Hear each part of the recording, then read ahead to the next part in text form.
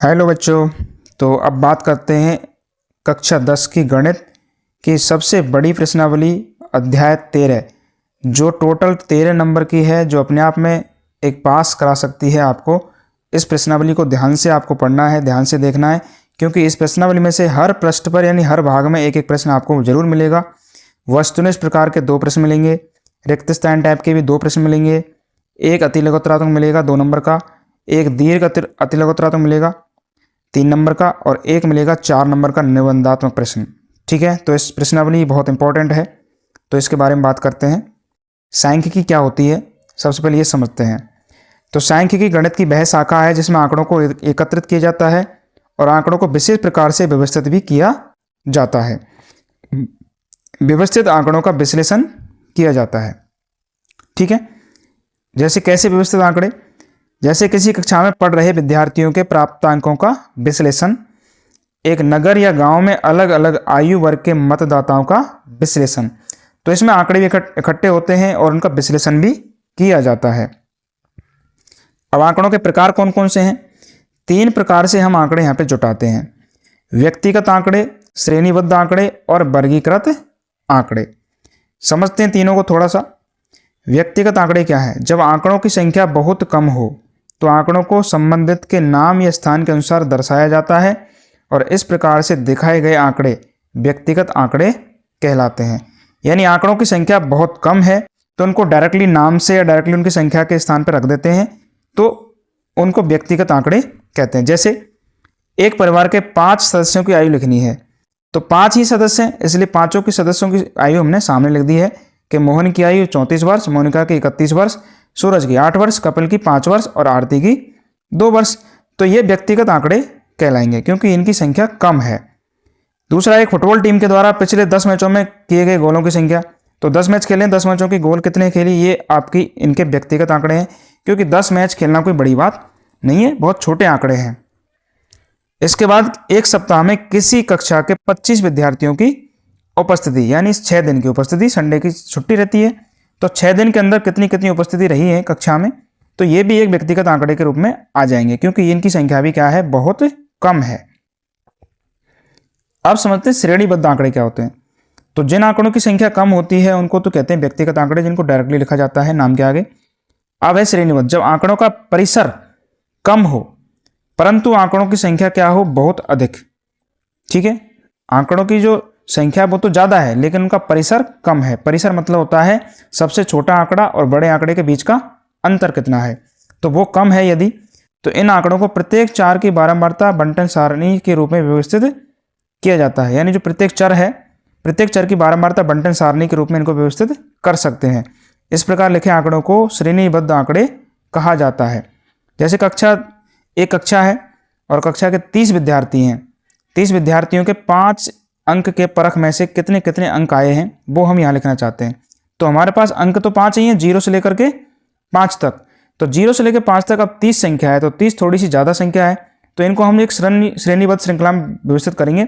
जैसे 0 कितने बच्चों का है, 1 कितने बच्चों का है, तो टोटल 5 है, तो 1 से लेकर 5 तक यहाँ पे संख्या लिख लेंगे।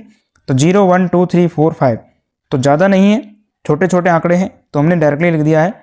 इनकी संख्या हमने नीचे लिख दी, 2 3 1 13 7 और 4। तो ये एक क्या बन जाएगा, श्रेणीबद्ध आंकड़े बन जाएंगे। इसी प्रकार एक पासे की 50 उछाल की हमने 50, तो इनको भी हम जो प्राप्त परिणाम है उनको भी ऐसे लिख सकते हैं, क्योंकि आपका जो पासा है उसमें 1 से और 6 तक के ही अंक लिखे होते हैं। तो इनको आप एक पासे पर प्राप्त अंक ऐसे लिख देंगे और परिणामों की संख्या नीचे लिख देंगे कि 1 अंक कितनी बार आया है, 2 कितनी बार आया, 3 कितनी बार आया, 4 कितनी बार आया, 5 कितनी बार आया, 6 कितनी बार आया है। तो ये भी क्या है, श्रेणीबद्ध आंकड़े कहलाते हैं। अब है सबसे इंपॉर्टेंट, वो है वर्गीकृत आंकड़े। तो जब आंकड़ों का परिसर तथा आंकड़ों की संख्या दोनों ही अधिक हैं तो आंकड़ों को वर्ग बना करके लिखा जाता है और इस प्रकार प्राप्त आंकड़ों को वर्गीकृत आंकड़े कहा जाता है। जैसे एक फैक्ट्री में कार्यरत 60 श्रमिकों की दैनिक मजदूरी, अब दैनिक मजदूरी 60 श्रमिकों की 300 शुरू हो रही है और 550 तक जा रही है, तो ये थोड़े बड़े आंकड़े हो गए हैं। तो इस तरह से 300 से लेकर 350 तक कितने व्यक्ति हैं, 350 से 400 वाले कितने हैं, 400 से 450 वाले कितने हैं, 450 से 500 वाले कितने हैं और 500 से 550 वाले कितने कार्मिक हैं। तो इस तरह से हमने इनको वर्ग अंतराल बना करके एक वर्ग बना करके लिख दिया है कि इस कैटेगरी में यहाँ से यहाँ तक है और इस कैटेगरी में यहाँ से यहाँ तक है। इस तरह से हमने एक सुव्यवस्थित तरीके से रखा है, जिनको कहा है वर्गीकृत आंकड़े, यानी वर्ग बनाया गया। जैसे एक कक्षा में 45 विद्यार्थियों के गणित की परीक्षा में प्राप्त कितने अंक हुए, तो 45 विद्यार्थी हैं और अंक आपके 70 थे, 0 से लेकर 70। तो आपने डिवाइडेशन किया, 0 से 10, 10 से 20, 20 से 30, 30 से 40, 40 से 50, 50 से 60, 60 से 70। और इन वर्गों में जो जो अंक आए हैं, जितने विद्यार्थियों के आए हैं, वो हमने यहाँ पे संख्या लिख दी है। तो ये भी एक वर्ग अंतराल बन गया है, वर्गीकृत आंकड़े बन जाएंगे ये। तो ये होते हैं वर्गीकृत आंकड़े। अब समझते हैं केंद्रीय प्रवृत्ति की माप। तो यहाँ पर 3 माप आपको दी गई हैं कक्षा 10 के अंदर। कक्षा 10 के गणित पाठ्यक्रम में 3 प्रकार के केंद्रीय प्रवृत्ति के माप दिए गए हैं, माध्य यानी मीन, बहुलक मोड और माध्यक मीडियन। तो माध्य और माध्यक में केवल एक क का अंतर है ओनली, हिंदी में माध्य और माध्यक का, ठीक है। लेकिन इनमें सवाल करने में बहुत बड़ा अंतर है, समझने का प्रयास करेंगे हम। सबसे पहले लेते हैं माध्य, मीन। तो माध्य केंद्रीय प्रवृत्ति का सबसे सरल माप है। यह सभी आंकड़ों को एक समान वितरित करता है और इसे हम औसत या समांतर माध्य भी कहते हैं, यानी समान सभी आंकड़ों को एक सभी के लिए समान वितरित कर देता है। तो व्यक्तिगत आंकड़ों का माध्य कैसे निकालते हैं, चलो समझते हैं। आंकड़ों का योग बटे आंकड़ों की संख्या, इसको हम ऐसे भी कह सकते हैं राशियों का योग बटे राशियों की संख्या। तो आप मान लीजिए ये आपके आंकड़े हैं सभी 4, 6, 3, 1, 9, 2, 7, 5, 4, 1। इनका माध्य निकालना है, कितने हैं टोटल, 10 हैं। तो सबको जोड़ो और 10 का भाग लगा दो, तो ये हो गया 4.2, 42 हो गया जोड़ इनका, और 10 का भाग लगेंगे तो 4.2। तो यह है व्यक्तिगत आंकड़े। ऐसे कुछ एग्जाम्पल हैं। प्रथम 5 पूर्ण संख्याओं का माध्य। तो प्रथम 5 पूर्ण संख्या है 0, 1, 2, 3, 4, ये 5 हो गई, 5 का भाग लगाएंगे 10/5 यानी 2 आ जाएगा। प्रथम 6 प्राकृतिक संख्याओं का योग माध्य। तो 1 से लेकर 6 तक संख्याओं को जोड़िए और 6 का भाग लगाइए, तो ये आ जाएगा 21/6 यानी 3.5। प्रथम 5 विषम संख्याओं का माध्य। तो 5 विषम संख्या लिखो, 1, 3, 5, 7, 9 और 5 का भाग लगाइए, 25/5 यानी कि 5। तो माध्य को औसत या समांतर माध्य भी कहा जाता है, ठीक है। तो श्रेणीबद्ध आंकड़ों का माध्य कैसे निकालते हैं, चलो समझते हैं। मान लीजिए आपको श्रेणीबद्ध आंकड़े दिए गए हैं जिनमें वर्ग अंतराल आपको नहीं आएंगे, केवल x का मान आएगा एक तरह से। तो चर दिया गया x 1, 2, 3, 4, 5। बारंबारता इसकी दी गई 3, 7, 8, 3, 2। अब सबसे पहले क्या करेंगे, x का f से गुना करेंगे। तो चर ये x है और बारंबारता कितनी है f, तो यहाँ निकालेंगे fx।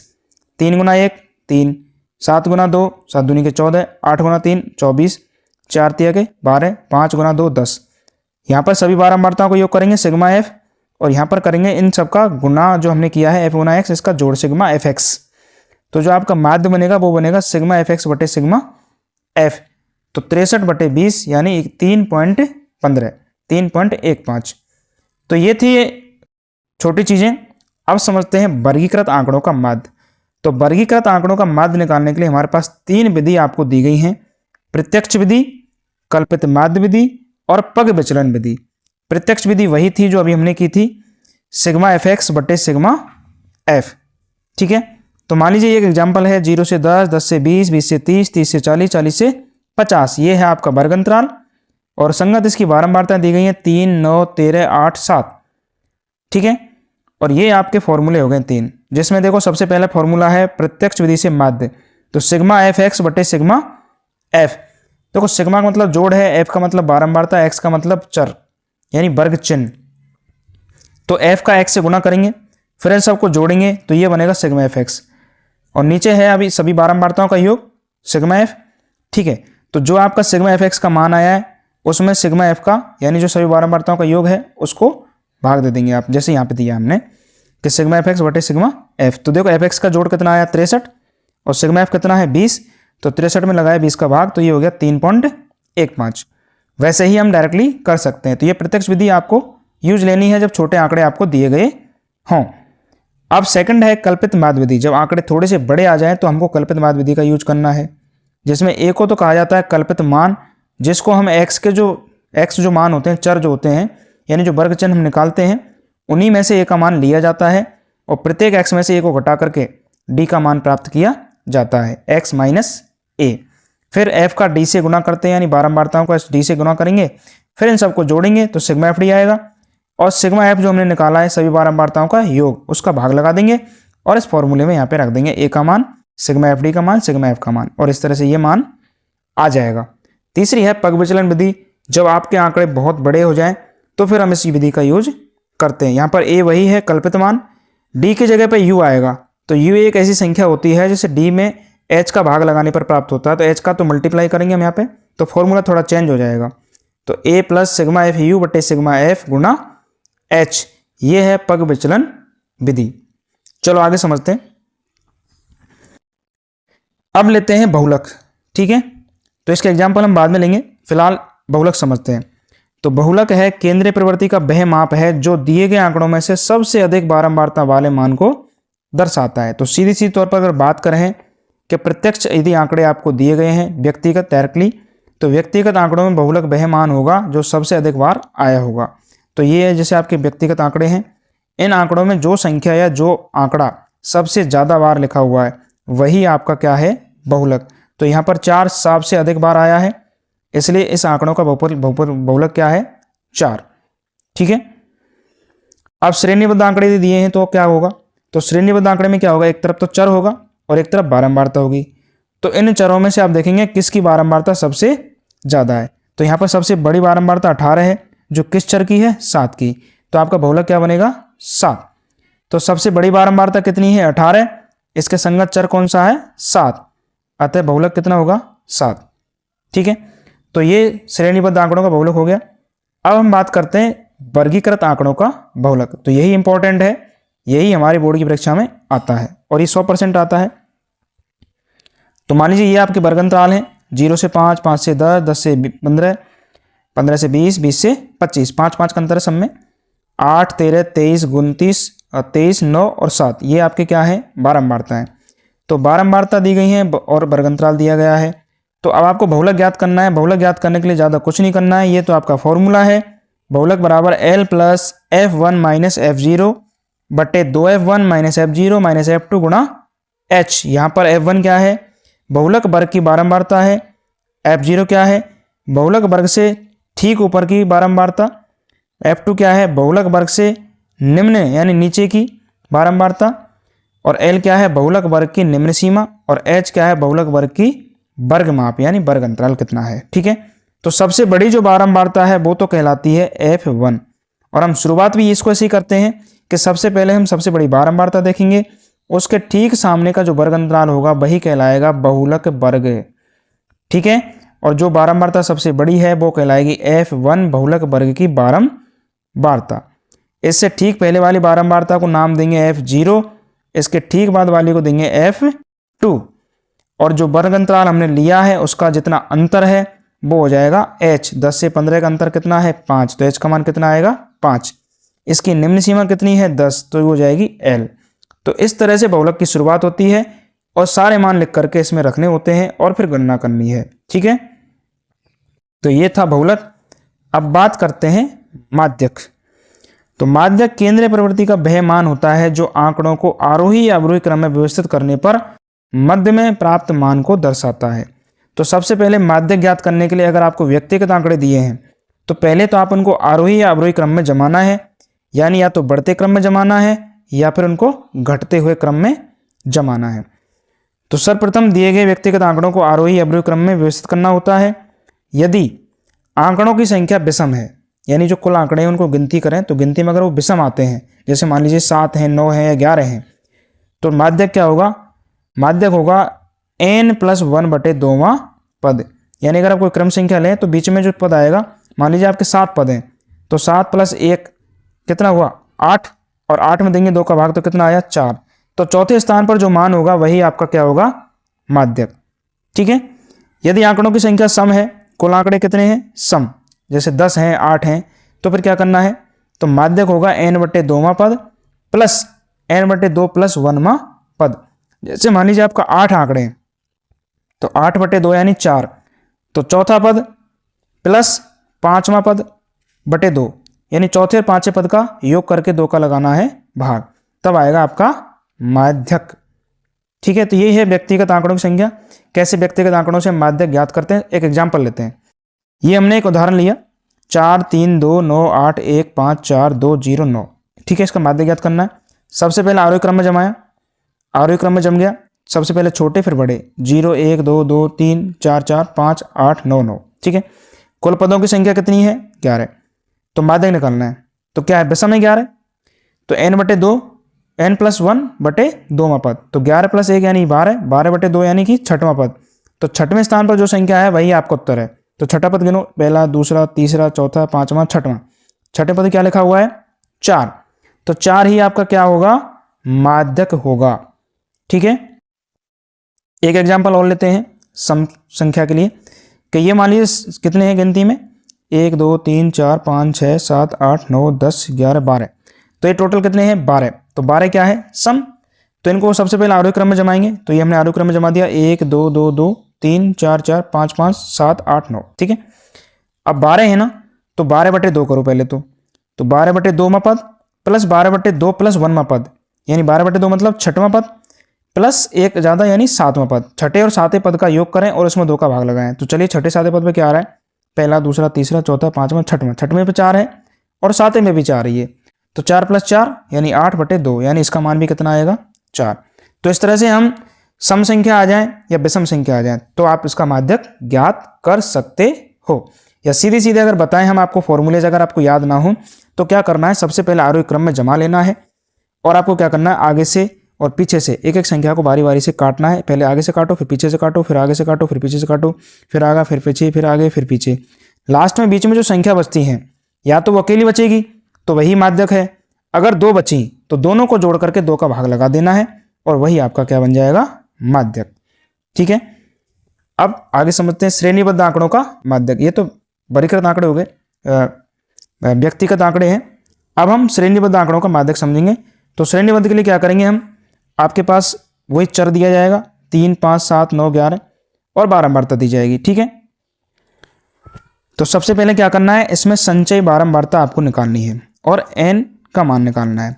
तो चलिए, ये तो चर हो गया आपके 3 5 7 9 11, ये इनकी बारंबारता 8 13 18 12 9। ठीक है, अब CF निकालेंगे। तो CF निकालने का तरीका क्या है, जो बारंबारता होती है उसी शुरुआत करते हैं। सबसे पहले जो बारंबारता है उसको पहली बार लिख देते हैं 8, फिर इसमें अगला अंक जोड़ते हैं 13, 13 जोड़ा, 13 जोड़ने कितने प्राप्त हुआ? 21। 18 और 13, 13 और 8 कितने हुए? 21। 21 में फिर अगली बारंबारता कितनी? 18। 18 को जोड़ो कितने हुए? 39।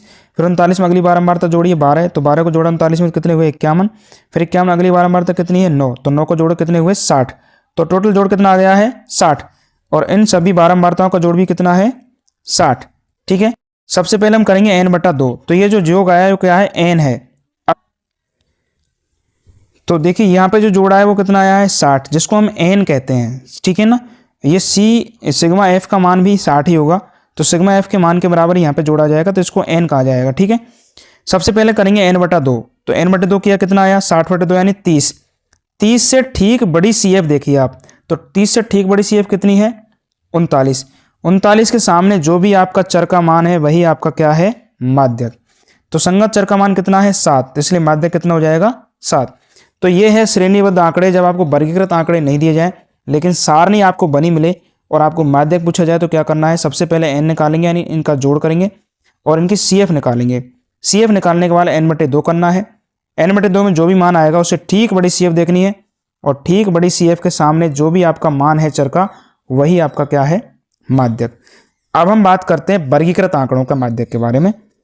तो ये है वर्गीकृत आंकड़े और इनके लिए एक फॉर्मूला है और इसी से ये मान निकलेंगे। तो ये वर्गीकृत आंकड़े हो गए 0 से 5, 5 से 10, 10 से 20, 15, 15 से 20, 20 से 25 और ये इनकी बारंबारता है 8, 13, 23, 9 और 7। ठीक है, अब इसका जो फॉर्मूला वो ये है L + n/2 - CF/F गुणा H। तो यहाँ पर ये क्या चीज़ है? n/2 कुल आंकड़ों का आधा है जो हम निकालते हैं, यानी सिग्मा F करके निकालते हैं। ये n, ये कितना है? n/2। CF माध्यक वर्ग जो अभी हमने निकाला, विधि वही है सेम। सबसे पहले n/2 निकालेंगे। n/2 का जब मान जितना भी आएगा 30 आए मान लीजिए, तो 30 से ठीक बड़ी CF आपको ढूंढनी है और उसके सामने का जो वर्ग अंतराल होगा वही आपका क्या होगा? माध्यक वर्ग। तो यहाँ पर जो सी एफ यूज होती है सूत्र के अंदर, वो माध्यक वर्ग की सी एफ यूज नहीं होती है, बल्कि उससे ऊपर वाली होती है, उससे ठीक पहले वाली। तो सी एफ जो फॉर्मूले में लिखनी है वो ये लिखनी है, माध्यक वर्ग से ठीक ऊपर वाली या ठीक ऊपरी वर्ग की संचयी बारंबारता। और जो वर्गंत एफ है, माध्यक वर्ग की खुद की बारंबारता यूज होगी। जैसे मान लीजिए यहाँ पे मैंने 30 मान लीजिए आया इसका आंसर n/2 का, और 30 से ठीक बड़ी 39 है। 39 के सामने का वर्गंतराल यह आ गया 10 से 15, तो 10 से 15 आपका माध्यक वर्ग कहलाएगा।